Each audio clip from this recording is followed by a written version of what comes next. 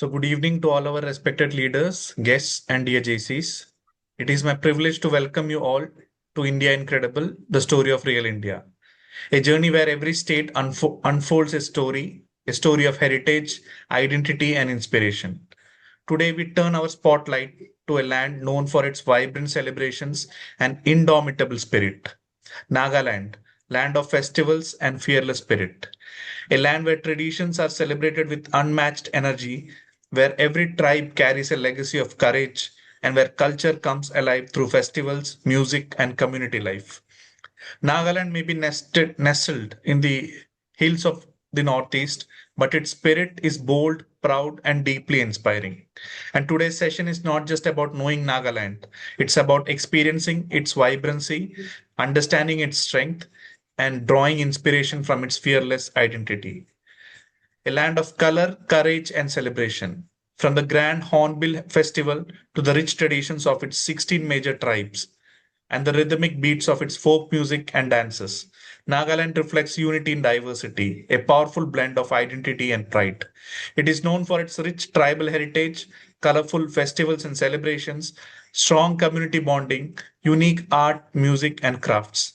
But beyond all this, Nagaland teaches us something deeper to live boldly, celebrate identity, and stand strong in the face of change. It reminds us that leadership is not just about position, it is about the courage, authenticity, and fearless expression. To guide us through today's journey, we have with us a passionate trainer and a dynamic leader who reflects growth through consistency and action. Starting the JCI journey in 2022 as general member, he quickly stepped into leadership roles, serving as LO Director PR in the same year, followed by LO Director Business in 2023. His journey continued with impactful contributions as Zone Bulletin co-editor in 2024 and Zone Coordinator for ZPRP in 2025. An active learner, he has participated in key platforms like MidCon, ZoneCon, EPS, Speechcraft, Leadership Redefined, ZTWS, and more, constantly upgrading himself as a leader and trainer. Professionally, he's an entrepreneur, partnering in manufacturing and FMCG distribution businesses, balancing enterprise with leadership excellence. Recognized as outstanding new JC member, runner up JCI India 2022, most hilarious speaker, Speechcraft 2025. With experience of delivering 20 plus training sessions, he brings energy, relatability, and engagement to every stage. Ladies and gentlemen, please join me in welcoming JC Poonam Damani. JC Poonam Damani, on behalf of JCI Triprayar, it is our privilege to invite you to lead today's session on Nagaland, land of festivals and fearless spirit. We look forward to an insightful and energetic session. The platform is yours. Thank you so much, Siteshji. I'll start with a favorite quote of mine by Edward A.B. May your trails be crooked, winding, lonesome, dangerous, leading to the most amazing view. May your mountains rise into and above the clouds. So, first of all, thank you, Siteshji and JCI Triprayar, for giving me this opportunity to talk about one of my homes. I have lived in Nagaland for a certain part of my life. So I would just want to bring its energy, its mystique in front of all of you. So let's start. Nagaland, the land of festivals and fearless spirit. So Nagaland is unique in a lot of ways, starting from its ethnic roots. So there is a lot of there is not a lot of clarity about how the Indo-Mongoloid ethnic groups started residing in the hills of Nagaland. This goes back to almost the 15th century, and they comprise of majorly 17 tribes, each with a very distinct culture and heritage. Nestled in the lush hills bordering Myanmar to the east and Assam to the west, Nagaland's terrain is characterized by steep mountains, deep valleys, and rich biodiversity. It is the fourth smallest state in India, and the total area is 16,579 square kilometers. These are things which you can normally, when you search, you can find about the geography.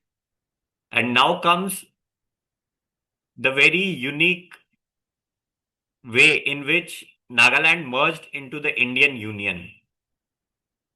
For centuries, the Naga tribes lived in independent village states.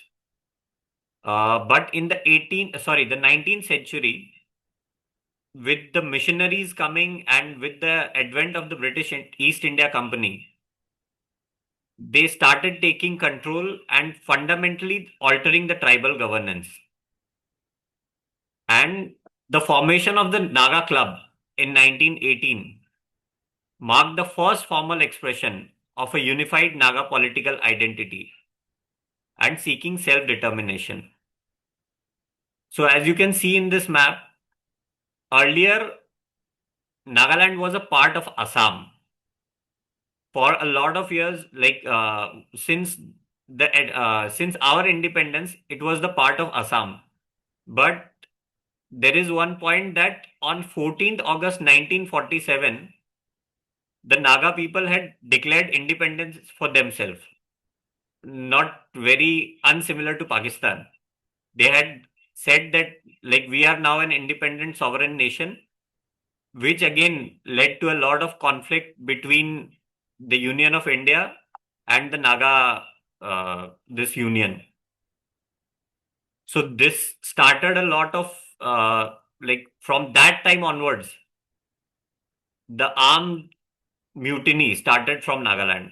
Now, just to go a little bit into the historical context, in 1929, a memorandum was given by the Naga unions requesting autonomy. They said that we are a very different kind of, like, our religion, our ethnicity, we are not going to properly merge with the Indian Union. So they wanted a sovereign nation for themselves. And they had given this to Simon Commission. And then in 1946, there was the formation of the Naga National Council.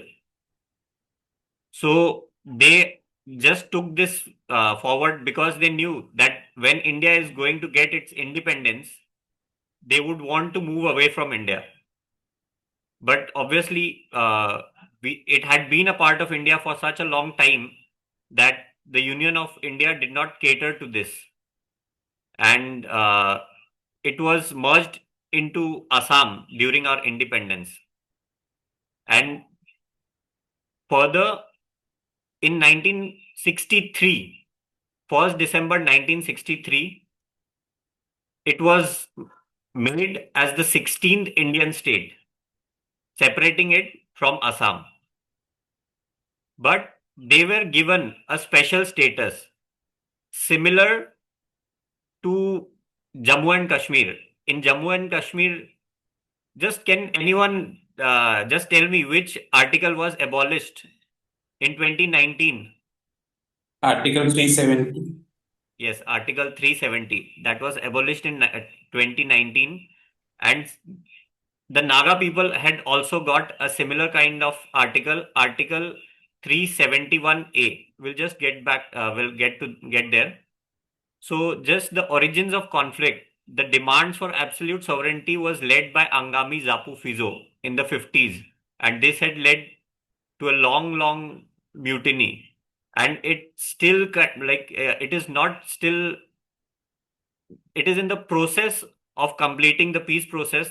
In 2015, the agreement was signed between Government of India and NSC and IM, the National Socialist Naga Council.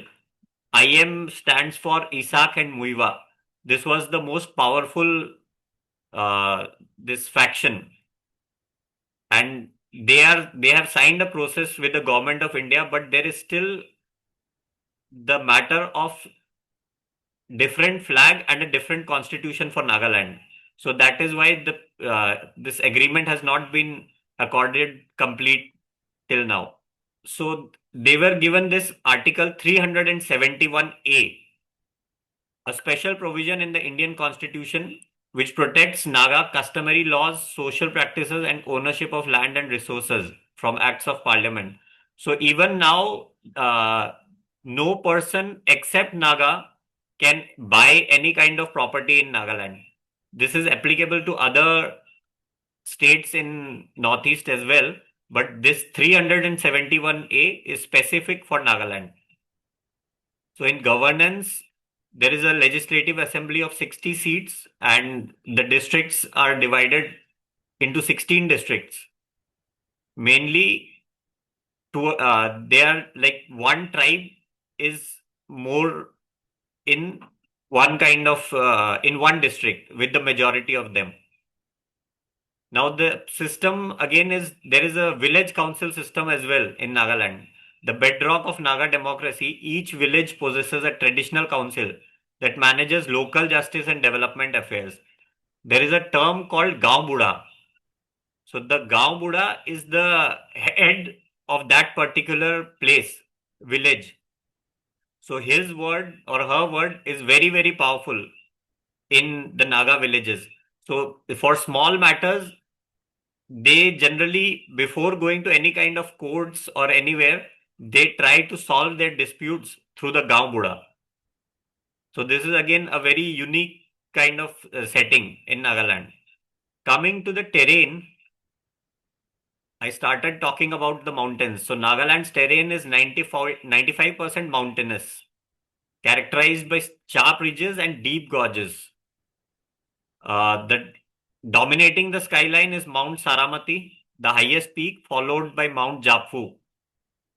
And the main rivers are Doyang, Dikhu, Dhansiri, and Tizu. And there are 17 major tribes. Sitesh जी थोड़ा सा research गड़बड़ हो गया. There are 17 major tribes of Nagaland. So, and they are so very unique from each other, even after staying in such close proximity, like forever. Angami, Ao, Chakesang, Chang, Kachari, Khiamuigan, Konyak, Kuki, Lotha, Pom, Pochuri, Rengma, Sangtam, Sumi, or Sema, Yimkyung, Zeliang, and Tikhir. So these are the 17 major tribes of Nagaland. And a very, very unique thing about these tribes is even after being so close to each other, they have their very own dialect. So I have stayed in Nagaland and I can only speak Nagamese, but within their communities, they have such different dialects that the person who doesn't know that dialect, like they can talk about, they can talk and the other person won't understand in their specific dialect.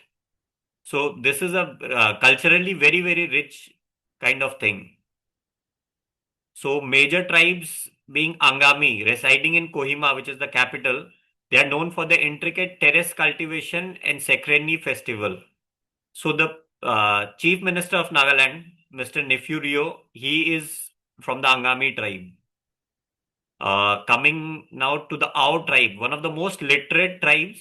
This is based in Mokokchung, a completely different area, and it's famous for the Moatsu and Sung Rengmong festivals. So the Aos are like the most of the government jobs, if you check out, most people will be Aos in Nagaland. And Sumis, these are the very fierce warriors. They are known for their bravery and vibrant warrior dances. They celebrate the Tuluni and Ahuna festivals with great fervor. But most of the factions, which the NSCN IM, NSCN Khaplang, they are mostly comprised of the Sumi tribe. They are known to be very, very fierce warriors. Konyaks, the iconic tattooed headhunters of Mon, skilled in metalwork and carving. So the Konyaks and even like overall in Nagaland, earlier head hunting was believed to be a kind of sport and it was a expression of power. So they used to the conquered heads were kept at the outside of their houses to show that these are the homes of the powerful warriors. So this is again a very unique kind of thing. Obviously, it has stopped now. The Lothas and hailing from Wokha, they are known for their traditional songs and Toku among harvest festival. And Chakesangs, a combination of Chokri, Kheza, and Sangtang groups renowned for their agricultural prowess. One of the Chakesang shawl which we have, that is one of the GI tagged shawls of Nagaland. It is like which we use the term Naga shawl.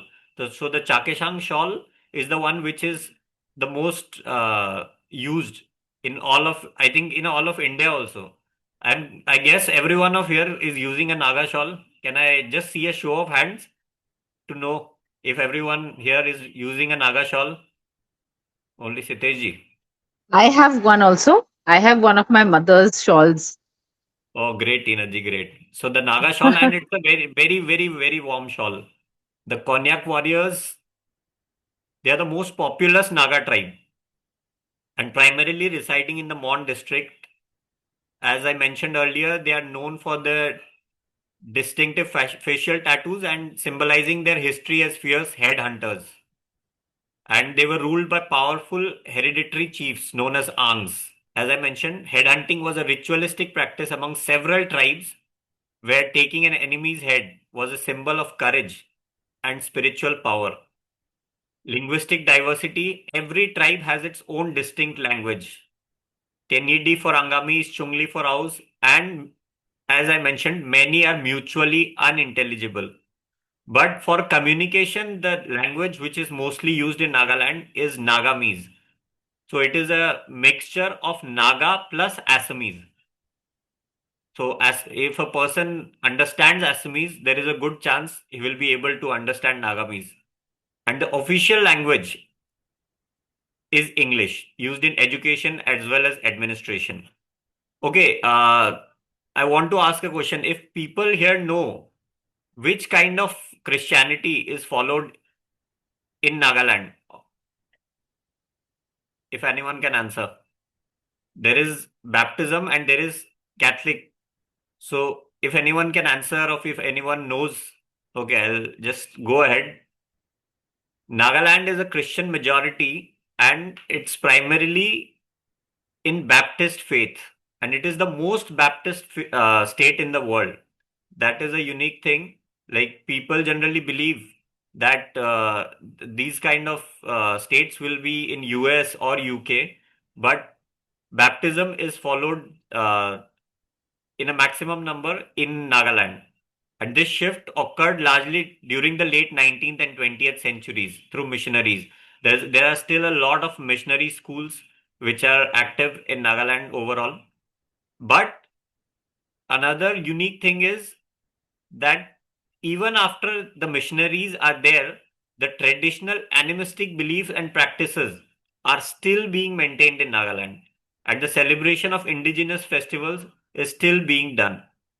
So that is a unique blend in Nagaland. Now, coming to the botanical wealth, Nagaland is home to the rare blue vanda and over 500 species of orchids, and the subtropical forests, which are rich in timber, medicinal plants, and various bamboo species. So, even for business, like bamboo comprises a lot of business which happens in Nagaland in ways of furniture and normal bamboo exports. So bamboo, like there are a lot of plants, and for medicine purpose also, the subtropical forests are a source. Coming to the wildlife heritage, the state bird, the Blythe's tragopan, it's a rare and beautiful pheasant, and the state animal is the mithun. So generally here during the weddings, uh, a mithun head is presented to the couple for in the main dinner, main wedding dinner. So the Mithun meat is supposed to be very very sumptuous. And for the biodiversity in Tamkin National Park, it shelters elephants, tigers, and the Hulok gibbon. Coming to the culinary traditions, Naga cuisine is known for its simplicity and use of local spices. Smoked pork with bamboo shoots is a staple delicacy. So I am a vegetarian, so I have not had the chance to taste all these. But anyone who dwells into non-vegetarian food For them, Nagaland is a paradise. Like the variety of food which you can get in Nagaland is quite unmatched.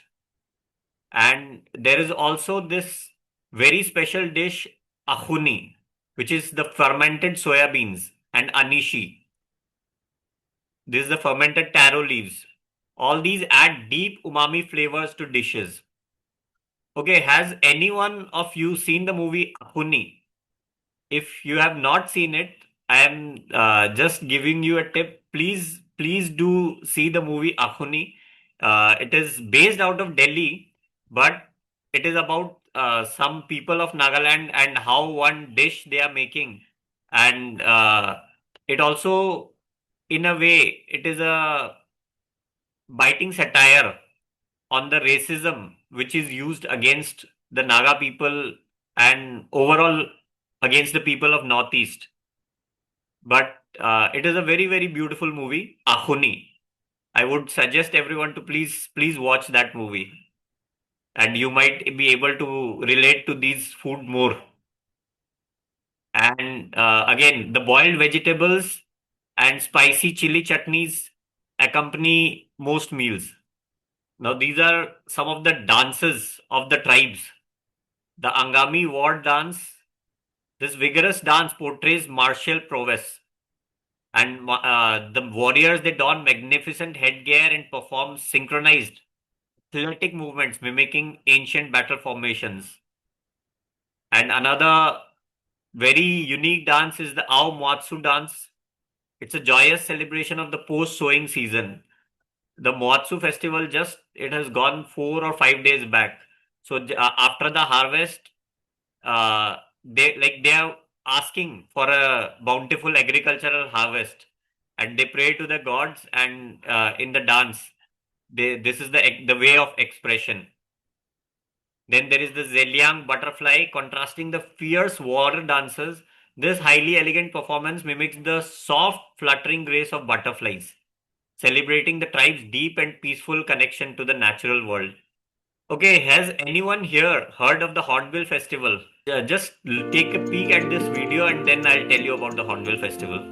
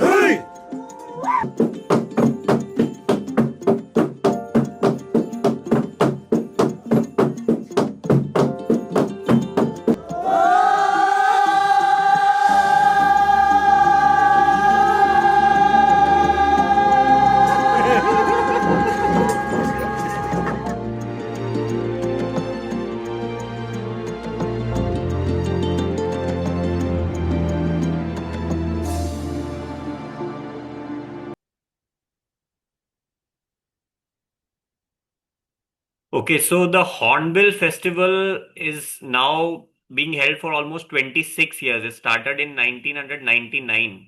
It started earlier as a 2 day festival, and in its present form, it's a 10-day festival. A lot of people from all across the world do attend this Hornbill Festival. Uh, it showcases the synchronized culture of all the tribes, and it is held very nearby to the capital Kohima at a place called Kisama, the Kisama Heritage Village. So, if anyone is planning to visit Nagaland, this would be a great time to visit. Like you can see all the culture in a very beautiful form, and there is also the Hornbill Music Festival, which coincides with this. But do plan it very much in advance because the bookings get over very quickly. Last year in 2025, almost 2 lakh people attended this festival. And so they showcase their food, their dances, their rich cultural heritage. There are very, very, very different kinds of competitions that are being held. Like I'll come to one after a slide goes by. So, if anyone is planning to attend, to visit Nagaland, the Hornbill Festival is a must. Coming to the attire, so the traditional attire and shawls, each tribe has unique shawl patterns. Like you can see in the slide, a shawl often reveals the wearer's tribe, social status, and achievements in battle or village life. The Sunkotepsu or Loramsu represent the specific Ao and Lotha. The jacket which I am wearing, this is of the Lotha tribe. And the ornaments. The tribal jewelry includes necklace of carnelian beads, brass gorgets, and headgear decorated with hornbill feathers and boar tusks and ivory armlets. Generally, the color is red and black, which symbolizes life and strength. But again, there are very, very different, vibrant colors in their attire. It's quite amazing. So here are the 4 GI tagged products of Nagaland. The Naga King chili or the Raja Mirchi, it is one of the hottest chilies in the world. Uh, the chilies generally the the scale of chili is measured in Scoville heat units. So for Naga King chili, it's 1 million Scoville heat units. So this is a person like me who doesn't eat chili. It's like if even I touch on my tongue for a second, finished. So it's a very, very, and it is sold in a very good quantity. It is a very unique thing and it is grown specifically in Nagaland only. And as I was mentioning, in Hornbill Festival, there is a competition of who can eat the most number of Naga King chilies. So it's a very unique kind of competition. Moving ahead, the Naga tree tomato, it's known for its nutritional value and distinct taste. Very, very healthy. I had mentioned the Chakesang shawl. It has a distinct weaving technique of the Chakesang tribe and it's very, very warm. Again, GI tagged. And the Naga cucumber, the juicy and organic variant native to Nagaland, the Naga cucumber. So these 4 products, these are the USPs of Nagaland. Now to the tourist places. Dimapur, the ancient capital. Here you will find the Kachari monoliths. The Kachari ruins in Dimapur feature giant mushroom-shaped stone monoliths, remnants of the ancient Kachari civilization from the 10th century. Here the story comes. Now I'll take some part of mythology here. Can anyone name me the wife of Bhim? The first wife of Bhim, Bhim of the Pandavas. Can anyone name to me the first wife of Bhim?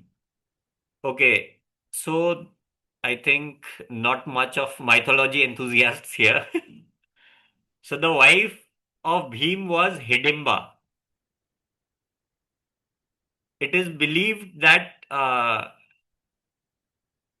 during their Agyatwas, Bhim had stayed for some time here, which was the city named as Hidimbapur. So there is that is the place from which Dimapur got its name. So these monoliths are also known as Bhim Goti or Bhim Pasa. It is said that there is a belief that they used to play chess with these Bhim Pasa. Ma'am, Tyagarajan sir had written Hidimbi. I missed that. So Hidimbapur, and which got finally its name Dimapur. So this is the ancient history about Dimapur. And Dimapur is the commercial capital of Nagaland. All the major like economic activities happens mostly in Dimapur. And Dimapur is the only place in Nagaland which has both an airport as well as the railway station. Now, the mesmerizing Zuku Valley. Has anyone heard of the Zuku Valley? Okay, so this is one trek for which you should definitely visit Nagaland. Zuku Valley is known as the Valley of Flowers of the East. It's a trekking paradise famous for its rolling green hills and endemic Zuku lilies. This is a 2 to 3 day trek, and it is very, very close to, like it is between Dimapur and Kohima. On the way from Dimapur to Kohima, there is a diversion which you take, and Zuku Valley is there. So it is a 2 to 3 day trek, and I would highly recommend. And it's a very simple kind of trek. It is not a trek which will take a lot of effort, but the beauty is quite unmatched. Highly recommended. Now, moving ahead, the Kohima War Cemetery. So in World War II, the Azad Hind Fauj as well as the Japanese, they were in alliance. They tried to get into India during World War II, and they were stopped by the Allied forces. There was a very fierce battle that took place, and it is known as the Battle of Kohima. So almost 10,000 soldiers died. This is the official number. 10,000 soldiers died during that war. And the Kohima War Cemetery, it's a solemn memorial to that war. And there is still a tank of the Azad Hind Fauj, which is placed there. It's a quite a serene kind of cemetery. It is again a place to be visited when you visit Nagaland. Now moving ahead to Konoma village. This is a very unique distinction of being recognized as Asia's first green village. This was officially declared in 2005 due to its pioneering community-led conservation efforts, sustainable agricultural, and total ban on hunting. So, as you all know that in Nagaland, mostly people are non-vegetarian, and the hunting is normally not like looked down upon. But this village, the Konoma village, they said like we are now from now on we are not going to hunt any kind of animals, and we are just we will be in with harmony with the nature, and these are so clean. If you just check any kind of video of Konoma village, you'll find that they are like self-sustained, and this is completely community driven. There are no laws made there that you have to stop hunting or anything like that, but this is completely from the community. So it's a very, very unique thing. It is the first Asia's first green village. Another like more places to be visited, the Shiloy Lake. I'll just start the video also. It's the Nagaland's largest natural lake, and it's shaped like a human footprint. It's in the Feg district and surrounded by misty hills and rich folklore. And it's perfect for nature lovers, bird watchers, and those seeking peace. Very good time to visit, October to April. Okay. Sorry. And the Fakim Wildlife Sanctuary is located near Myanmar's border. It's home to the rare wildlife like clouded leopards, gibbons, and the tragopan, which is the Nagaland state bird. It's perfect for wildlife photography as well as for the adventure seekers. The Great Canyon of Nagaland is located in Firo village of Wokha. Again, it's a breathtaking scenery, perfect for hiking as well as paragliding. Best time to visit, October to April. Kohima that you should not miss. Start with war symmetry. The war symmetry, definitely to be seen. Nagaland's history. Visit the local flower market. Local flower market. Absolute heaven for flower lovers. For everyone who loves flowers. And a great place to learn about the food habits of the region. Try some authentic Naga food. Authentic Naga food. Absolutely loved it. People here love thrifting clothes. And thrifting. Local markets. The ladies would love it. And the cathedral church and the coffee houses. Like Nagaland's, the coffee houses again are very, very beautifully placed. Other famous cities, Mokokchung and Mon. Mon is the home of the cognacs. You have to visit the traditional morungs, bachelor dormitories, like again, very differently crafted. And the Ang's house in Longwa. And Mokokchung, it's the cultural soul of the Ao tribe. The Ongma village is a historic site preserving ancient customs. Again, a must visit place if you come to Nagaland. Coming to the livelihood and economy, like 80% of the population depends on agriculture. The jhum cultivation, slash and burn, it is the most common thing here. Rice, maize, everything is grown through jhum cultivation. And the Angami tribe, they are the masters of terrace farming. Terrace farming is again widely used in Nagaland. And besides that, the handlooms and crafts, the cottage industries like weaving, bamboo work, and wood carving are vital economic sources. And products are now exported globally for the unique aesthetics. Now, the business opportunities which are in Nagaland, if anyone wants to see it that way, like the agriculture and allied high value organic farming, vast bamboo resources, and GI tagged exotic products like the Nagaland chili. So this is one thing if in which like investments are being done, and there are business opportunities for that. And for ecotourism, I think Nagaland is yet to tap its tourism potential. But now, like last 10 to 12 years, there has been a major shift. The central government also has started focusing more. And as you were saying, Sitesh ji, you would have seen in this Family Man, there was another series which was Patal Look Season 2, if you would have seen that. In that also, lot of Nagaland is shown. And in that, very, very, the use of the use of Naga people, the use of Naga language, Nagamese language, was very beautifully portrayed. So movies are also being made.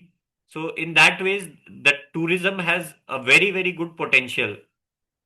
So, and after global events like Hornbill Festival, it's going to keep on increasing. The handlooms and handicrafts, the rich heritage of sustainable premium ethnic textiles and artisanal woodcrafts, the shawls and all, they are very, very unique and they are exported to all over the world. And it is a very, very educated state. 95% literacy is there in Nagaland. So this emerging destination fueled by a highly literate and predominantly English speaking youth. So this demographic is very much helpful if Nagaland is to unlock its very true potential.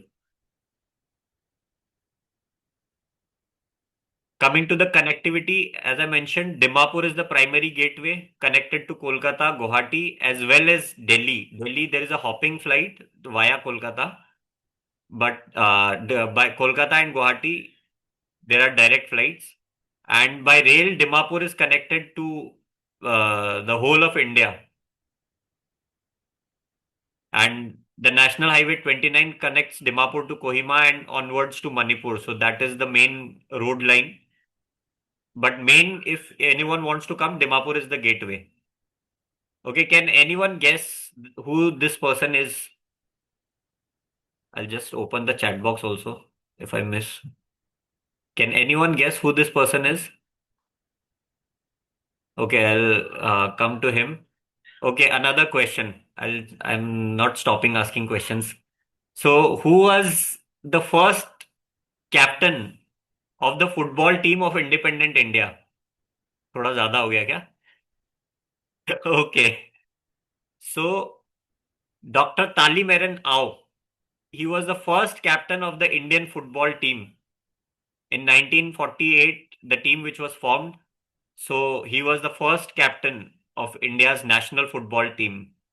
So it is a unique thing for Nagaland and a thing of pride for us. And in the right hand side, there is nephew Rio. He's the longest serving chief minister of Nagaland. Is currently also he's the chief minister. And the person whose caricature I showed was Mr. Temjen Imna Along. If anyone is not following him in on social media, you are missing something. He has such a reach and very unique way of speaking, very unique way of communicating, and the way he speaks Hindi. Like people who normally know Hindi, they will also be, they'll be like flabbergasted कि भाई ये कैसे ऐसे बोल रहा है. So he's a very unique personality. I would recommend everyone to do follow him on social media. You are going to have a good time. Temjen Imna Along, he's a minister in the Nagaland government. And coming to the JCI movement, we have JCI Dimapur creators. So this has the distinction of having the only clock tower in Zone 25 in JCI India. So it was inaugurated last year by our then national president Ankur Jhunjhunwala sir. So JCI Dimapur creators is doing very good work in Nagaland. I had the good fortune of attending my speech craft with JCI Dimapur creators. Great hosts, and they have a very good culture of winning a lot of awards during NatCons also. Like in 2022 also, during Neeta Agarwal's tenure, they won awards, and again, like doing very good work in Nagaland. So this is the JCI movement of Nagaland. Just one other final small video from my side to try to welcome you, try to motivate all of you to come to Nagaland. Just have a look.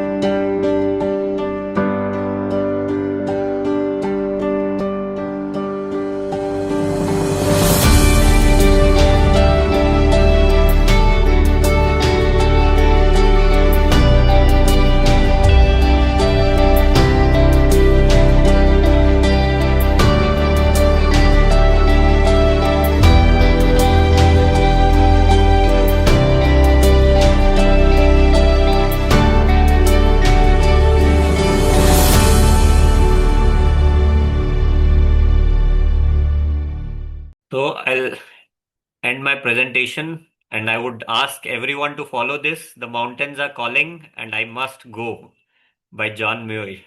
So I would request everyone to please visit Northeast and especially Nagaland. You will have a very amazing experience. Thank you so much, JC Poonam Damani ji, for the vibrant and insightful session. Now the floor is open for any questions or any feedbacks. Yes, sure. If something inspired you, if a thought stayed with you, or if you have a question, please feel free to share. Please unmute yourself and ask your question or your feedback. Poonam ji, I had a question. Yeah, please. We see a lot of Western influence, especially in music, rap, hip hop culture. Yeah. Not only to Nagaland, but the whole of Northeast. Any particular reason for this? Because you said that primarily English is spoken. So how these places got influenced by this Western culture or English? Means I see a lot of rappers coming up, a lot of hip hop coming up from Northeast. If you can throw some Definitely. light on that. So again, as I mentioned, English is the primary language, and the missionaries had a very deep influence when they came in the 19th and 20th century. So, like the carols which were sung during those times by the missionaries. So, Christianity had a lot of effect in all of Northeast. In some places more, in some places less, but like in Nagaland, Meghalaya specifically, it had a lot of impact. So even we as youngsters, we used to hear English music more during our upbringing rather than Hindi songs because of the impact of missionaries as well as English language. So in that ways, the education here is also a lit. I would like I won't compare, but it is a very different kind of, and especially in English and grammar. There's a lot of focus here in Northeast. So that is more to do with the impact. So in that ways, people are mostly into English songs and English movies also. Thank you so much. Yeah. Can you throw some light on your experience staying in Nagaland? So I was after I was born, for the first 11 years of my life, I was in Nagaland only. Like my family was settled there only. So schooling was a very, very different kind of thing for me because at that time the militancy was at its peak. So there was a lot of disturbances. Like earlier, people used after 5 p.m. you were not allowed to go outside, and there were a lot of kidnappings, and all of these was happening. But for us, like we were quite ignorant to all of these, like going to school, coming back. I distinctly remember, like, because I'm a vegetarian, my tiffin was always eaten by my friends, and I couldn't do that way. So this was a little traumatizing experience for me. But overall, it is like very, very beautiful, very, very welcoming people, and it has like now it has turned almost 180-degree. Like now if you go to Dimapur, the nightclubs and all, if you go there, they are of the highest class, and it is open till 2 3 a.m. at night. So it has changed completely. As I said, in the last 10 years, uh, due to the government's focus also, and due to the people also realizing that you cannot keep on uh, be in that victim mode. You have to gel with the world, and that is only going to take you forward. So the educated youth, they have now started, there are a lot of startups coming up in Nagaland. One of my friend, he is there is a website called IL and LO, Island Law. So it is again exporting a lot of products which are being made in Nagaland to all parts of the world. So people are now joining in the movement, and it's a completely different Nagaland right now. Thank you. Thank you so much. I joined in late. That is why I did not put on the video. And sorry, sir, for the late entry into your presentation. No problem, ma'am. But Good whatever, evening. whatever it was a real view. You really took us through Nagaland. And what I I would, read from books and all that, that is so different from what you were telling, because you are giving a first-hand experience of Nagaland. yes, ma'am. Yes, ma'am. Only the names are all tongue twisters. We couldn't pronounce. It takes a little time catching up. Anyway, thank you. Thank you very much. Thank you. And please, please do visit Nagaland. It will be a beautiful, beautiful holiday. Yep. Thank you. Thank you. Thank Thank you you, so sir. much, ma'am. Thank you very much, sir. It was a great session. Being a South India, I heard about Nagaland. I saw your videos and I was telling great things. We are wishing to visit Nagaland, sir. I have a question. Vegetarian, you was telling. If any Yes. specified vegetarian food in Nagaland, sir? Not exactly. Like generally, rice is the only, if you are a pure vegetarian, rice is the Yes, only I am also option. pure vegetarian, sir. So I asked. Okay, okay. So then, like in most places, you will get rice here. Rice is Okay. available, readily available. but that is a bit of a this thing, a little bit of a problem. But in major cities like major towns, in Dimapur, in Kohima, you will find a lot of vegetarian restaurants also there. Okay, sir. So that way Thank you it's very not much. a problem. But as you go deeper, so the pure veg food becomes a little difficult to find. Thank you, sir. Yeah. Thank you, sir. Sitesh, sir, you are doing a great job. Thank And you. Thank you. each and every state is taking an initiative. It is a very good, a great initiative taken by you from this year. It should be continue in JCI. A heartily congratulations to you, sir. Thank you. Thank you. Thank you so much, sir. Your words mean a lot. Thank you so much. The session was no doubt very amazing. Even I came to know so many things about uh, Nagaland today. This after she has stayed in Nagaland for 3 years. Yeah. But that was all like at that time, I remember the life was, uh, it was not so exciting at that time because can I talk in Hindi actually? तब Go ये ahead, होता ma'am. था कि 7 बजे तक सारा market and सब shut down हो जाता था तो नो नाइट लाइफ एंड कुछ भी नहीं था बट अब जब हम विजिट करते हैं नागालैंड में तो एक अलग ही सिनेरियो है and I must suggest you must come and visit Nagaland it's amazing and specially Hornbill festival and you must taste raja mirchi you must try that We want to come back alive. No, ma'am, it's So not that danger. I have tasted it. she tasted, and she generally she eats a lot of spicy food, but when she tasted that mirchi, she also like had a bad time. So, But ma'am, you must experience once in your life, I think. you visited after marriage or Yeah, I 3 years? visited after marriage. We were there for 3 years. So We were after your there. childhoods, Poonam ji, you again Yeah, went yeah. back to. I was again due to some work. I was there again for 2 years, from 2011 to 2013. I was also Right, there. right, Yeah. right.